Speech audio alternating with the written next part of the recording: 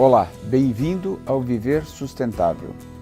O conceito de sustentabilidade está ligado à capacidade das empresas de introduzir no seu sistema produtivo a concepção dos 3 R's: reduzir, reutilizar e reciclar. Partindo deste princípio, muitos resíduos cujo destino final era o lixo, hoje são utilizados como valiosas matérias-primas em processos produtivos caracterizados como sustentáveis. O Viver Sustentável de hoje vai mostrar novos usos para resíduos de produtos agrícolas. Vamos saber como o bagaço de cana-de-açúcar e a casca de banana podem ser utilizados na despoluição da água. Vamos descobrir como a casca de coco também está ampliando a sua utilização na indústria. Vamos ver como os resíduos de frango podem gerar energia elétrica. Vamos descobrir como bactérias podem produzir biodiesel. Um engenheiro ambiental descobriu que o bagaço da cana-de-açúcar pode eliminar os corantes de águas contaminadas por processos industriais. A descoberta partiu de um estudo de mestrado de ecologia na Universidade Santa Cecília, em Santos, e já está em processo de patenteamento. Durante uma visita a uma usina de açúcar, o consultor ambiental Antônio Iris Maza observou que uma parte de resíduos eram jogados em aterros sanitários como se fossem lixo. A partir dessa observação, quis encontrar uma forma de utilizar aquele material. Nas primeiras experiências, utilizou as cinzas decorrentes da queima do bagaço da cana-de-açúcar para tratar e retirar a carga orgânica do esgoto. Nas experiências seguintes, Maza utilizou as mesmas cinzas decorrentes da queima do bagaço da cana-de-açúcar para separar o corante das águas contaminadas em processos químicos.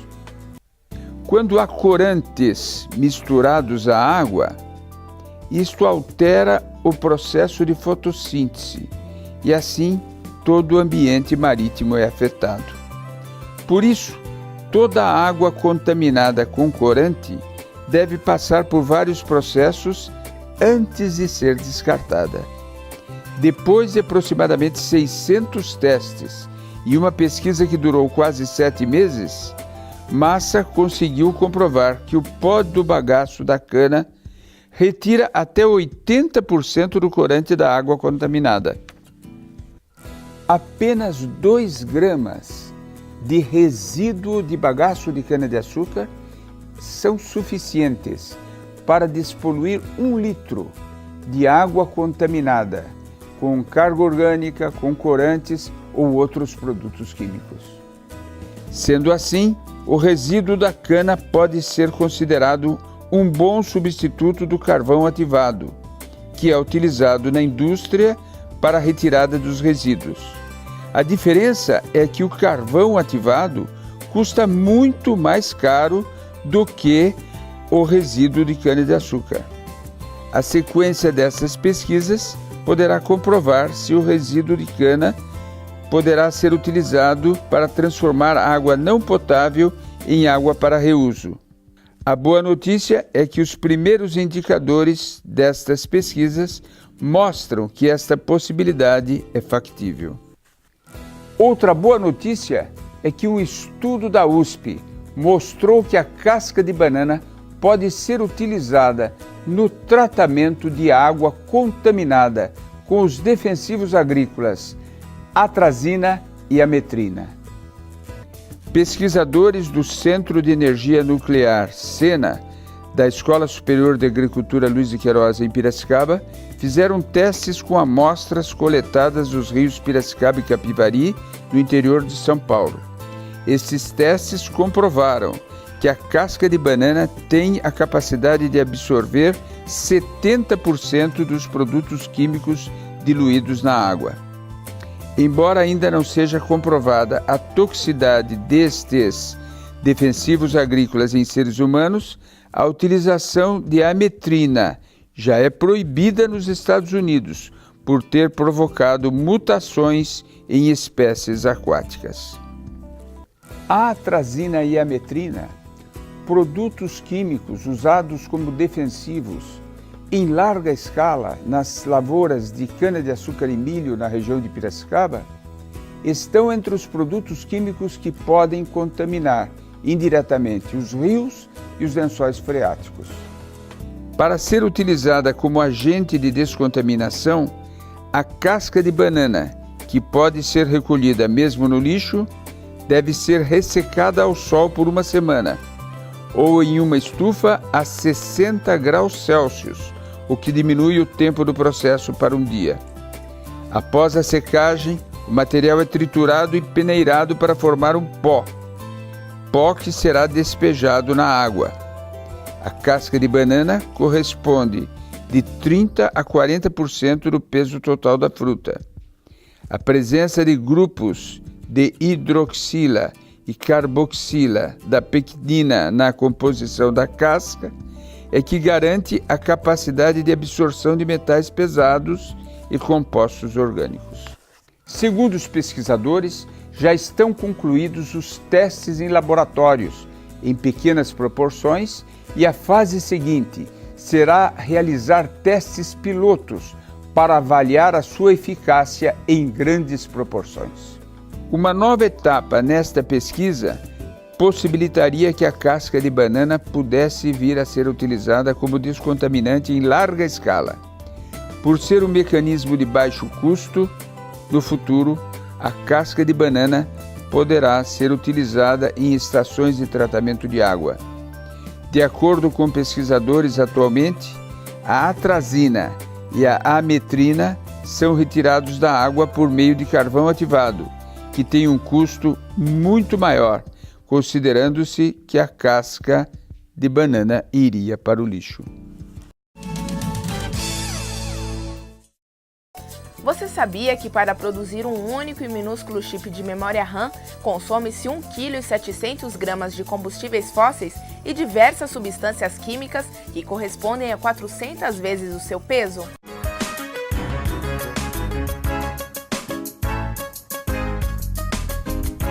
O que é reciclagem energética? Diferentemente da mera queima ou incineração do lixo, na reciclagem energética, o vapor produzido pela queima do lixo move turbinas para produzir energia elétrica. Isto traz duas grandes vantagens. Em primeiro lugar, a receita decorrente da venda dessa energia elétrica. E, em segundo lugar, economiza área nos aterros sanitários ou prolonga a vida útil destes aterros. Professor, o que é biogás? O biogás é produzido num ambiente fechado, chamado de anaeróbico, onde não entra oxigênio.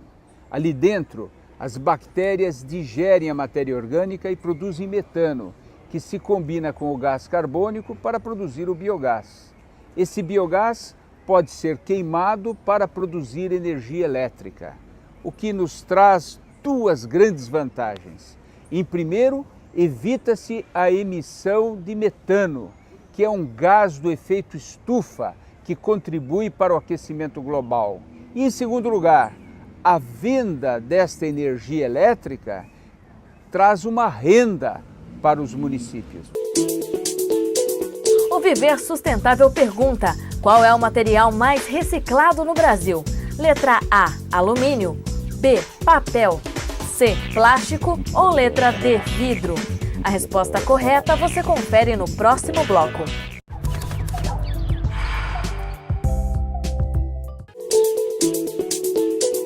No bloco anterior, o Viver Sustentável perguntou qual é o material mais reciclado no Brasil. A resposta correta é letra A, as latas de alumínio. No programa de hoje, estamos mostrando como resíduos, que eram jogados fora ou subaproveitados, acabam se transformando em valiosa matéria-prima para as indústrias. Um outro exemplo extremamente valioso é o caso da casca de coco. A produção anual de cocos no Brasil é vultosa, mas o consumo se restringe à água e à polpa. O aproveitamento das cascas para estofamento de veículos, colchões ou como substrato para a agricultura é, no entanto, ainda muito baixo. A parte dura e fibrosa, que representa 80% do peso total do fruto, acaba, no mais das vezes, virando lixo. Portanto, para cada coco consumido no país, 1,5 kg de lixo é gerado. O fato é que a casca de coco, que pode levar até 10 anos para se decompor naturalmente, hoje se transformou numa importante matéria-prima para a indústria da reciclagem. São muitas as possibilidades de aproveitamento da casca de coco: estofamento de veículos, colchões, palmilhas, material de jardinagem, substrato para a agricultura. Estimativas da Embrapa, Empresa Brasileira de Pesquisa Agropecuária, indicam um volume de 3 milhões de toneladas de resíduos de coco por ano. Apesar de não existirem pesquisas precisas quanto à forma de consumo, parte desse material certamente fica no campo, onde as amêndoas maduras são descascadas. Outra parte, ainda verde, fornece a água de coco, tanto para a indústria como para o consumo na orla de todo o país. As 10 maiores empresas que processam industrialmente água de coco utilizam, por dia, em média, 200 mil unidades de coco. Fibra e substrato são os produtos extraídos da casca do coco. A casca do coco seco é tradicionalmente reciclada. A do verde, porém, pode servir para a fabricação de muitos produtos. As montadoras de veículos utilizam a fibra de coco como matéria-prima para os bancos dos automóveis. A mesma fibra também é transformada em mantas geotêxteis, úteis em obras de contenção de encostas ou mesmo para projetos paisagísticos. Uma variedade do chamado tecido não tecido, popularmente conhecido como TNT, também é feita da mistura de fibras de coco e látex, podendo ser usada para a confecção de bolsas e peças de artesanato. Cascas de coco também têm sido transformadas em carvão ou mesmo em briquetes de material cru que pode substituir a lenha para a queima industrial. Um dos subprodutos da extração da fibra é um farelo, que pode ser utilizado como substrato. Não é utilizado como adubo, mas sim como um pó misturado à terra para aumentar a sua capacidade de absorção de água. Cada quilo do substrato pode reter 4 vezes o seu peso em água, reduzindo a quantidade de líquido necessária para cultivos irrigados. A Espanha usa muito este material em suas estufas e acaba comprando a fibra de coco da Ásia, pois o Brasil ainda não produz nem para o mercado interno. Além disso, é bom lembrar que as empresas brasileiras processadoras de água de coco não estão no limite da sua capacidade operacional. Ainda tem espaço para expandirem a produção, o que gera a possibilidade de termos mais resíduos, mais possibilidade de produzir fibra de coco para o mercado interno, substituindo importações, e até termos um excedente para exportar. Infelizmente, boa parte das cascas de coco seco que permanecem no campo ainda são queimadas no local para liberar espaço.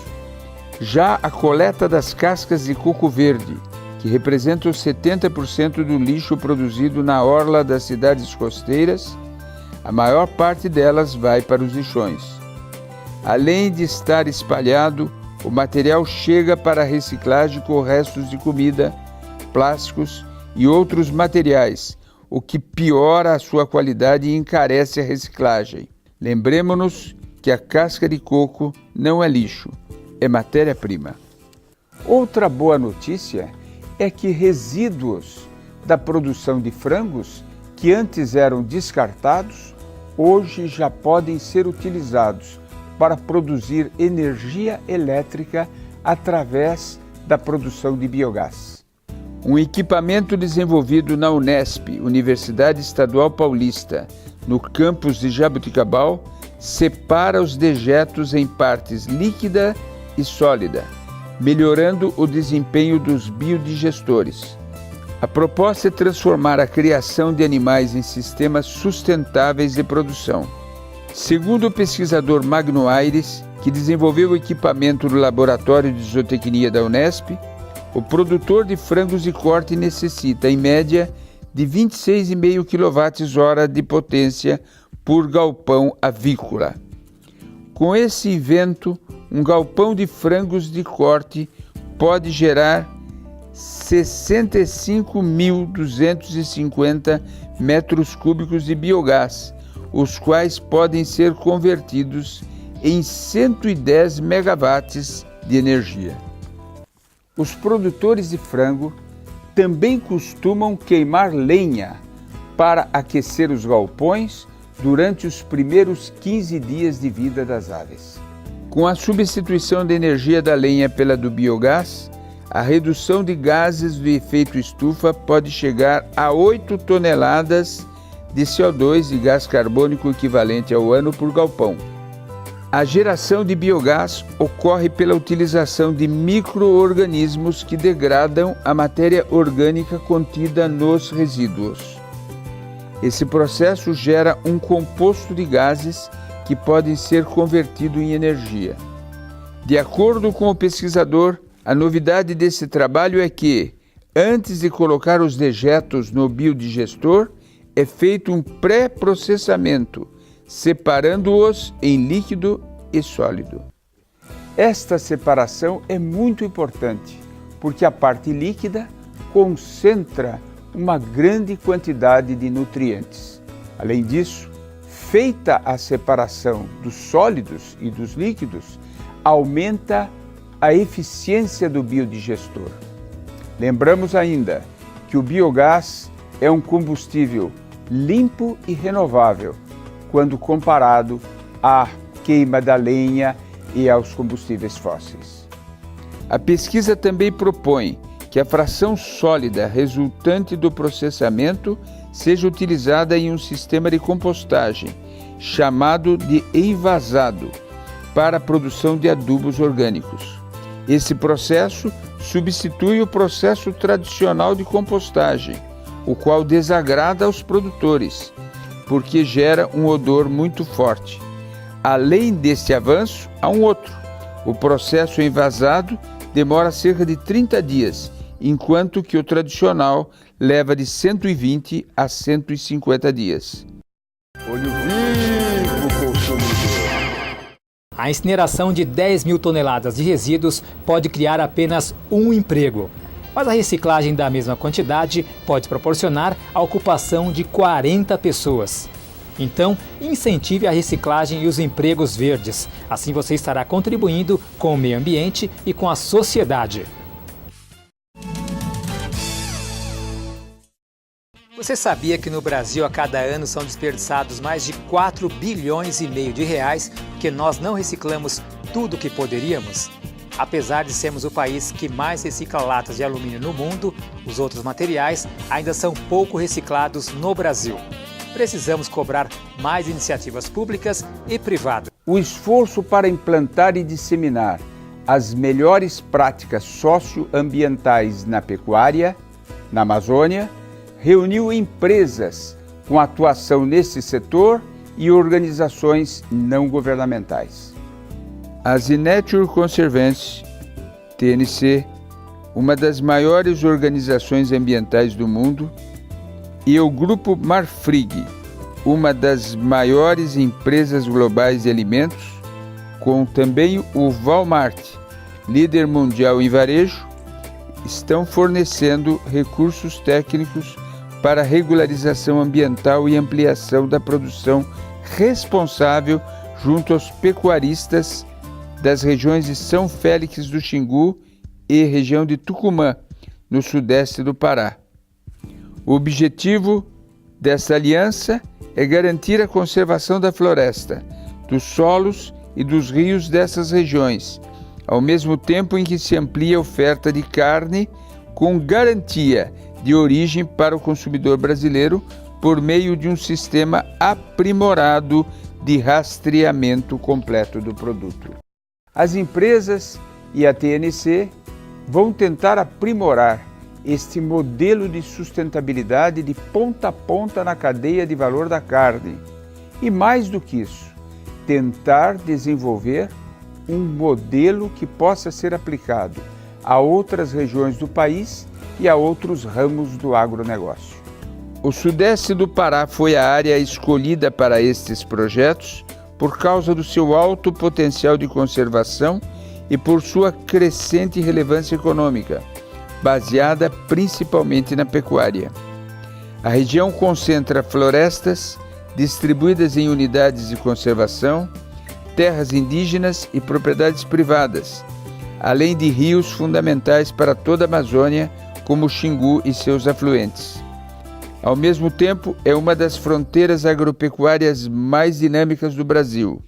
São Félix do Xingu, por exemplo, é o município com o maior rebanho bovino do Brasil, segundo o IBGE, Instituto Brasileiro de Geografia e Estatística, e concentra 1% do rebanho nacional. No município de Tucumã, no Pará, está sendo reativada a unidade de processamento do Grupo Marfrig, com capacidade de processar até 1.000 cabeças de gado por dia. A empresa decidiu reativá-la neste ano e, dentre as providências necessárias para sua abertura, estão o mapeamento e a organização dos fornecedores de gado de acordo com os critérios socioambientais da empresa, aplicados em todas suas unidades produtivas do país. O sistema de compras da Marfrig só permite aquisições de gado após verificação de licenças ambientais, conferência de CNPJ e CPF do produtor na lista de infratores do IBAMA, sobreposição de imagens das propriedades georreferenciadas com mapas de satélites e áreas desmatadas, dentre outras medidas. Esta parceria entre a Margrife, Walmart e TNC pode ser um modelo de responsabilidade entre as empresas, procurando estabelecer padrões mais responsáveis de gestão que poderão depois serem estendidos a muitas outras empresas em todo o país. Com o mesmo objetivo, subprocuradores da República e a Associação Brasileira de Supermercados, ABRAS, assinaram recentemente um termo de cooperação técnica para evitar que supermercados brasileiros comprem carne bovina proveniente de áreas desmatadas na Amazônia, ou de onde tenham sido constatadas outras irregularidades ambientais e sociais, como invasão de terras públicas ou trabalho escravo. Agora, o supermercadista poderá exigir do seu fornecedor um produto legal e de qualidade. O compromisso assumido pela ABRAS também tem o objetivo de prevenir o abate em locais de proteção ambiental e em regiões ocupadas por comunidades indígenas ou quilombolas. O texto ainda objetiva acabar com a mão de obra ilegal, incluindo o trabalho escravo infantil. Para o Ministério Público Federal no Pará, o abate ilegal é prática que preocupa, principalmente quando se refere às áreas desmatadas, como a região da Amazônia. Além disso, o Ministério Público Federal pretende fazer parcerias com outros ministérios federais ou com ministérios públicos estaduais para eliminar completamente essa prática. Com dados fornecidos pelo SEMPRE, Compromisso Empresarial com a Reciclagem, vamos ver agora os preços por tonelada dos principais produtos destinados à reciclagem. Preço da tonelada do material reciclável para a cidade de Araraquara, São Paulo. papelão R$ 250, latas de aço R$ 160, alumínio R$ 2.500, plástico rígido R$ 1.000 e PET R$ 1.000. Participe do nosso programa.